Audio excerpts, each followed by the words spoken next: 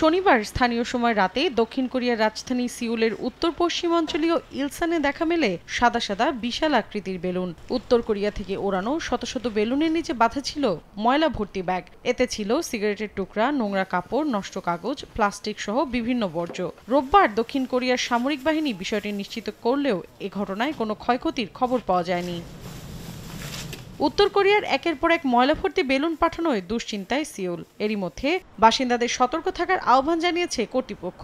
যে কোনো অজ্ঞাত বস্তু দেখা মাত্রই নিরাপদ দূরত্বে চলে যেতে বলা হয়েছে। একই সঙ্গে সেগুলোকে স্পর্শ না করে নিকটস্থ সামরিক বাহিনী বা পুলিশকে জানানোর নির্দেশ দেওয়া হয়েছে। এর আগে দক্ষিণ কোরিয়ার বিরুদ্ধে সীমান্ত এলাকায় ঘন ঘন লিফলেট ও আবর্জনা ফেলার অভিযোগ করে পিয়ংইয়ং। এরপরই গেল মাসের শেষের দিকে দক্ষিণ কোরিয়ার ৯টি প্রদেশের 8টিতেই ময়লা ভর্তি ব্যাগসহ 260টি বেলুন পাঠায় উত্তর কোরিয়া।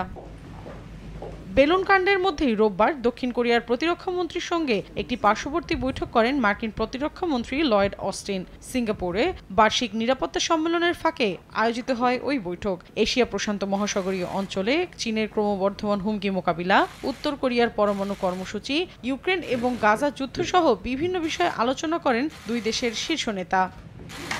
মৌসুমী সাথী, সময় সংবাদ।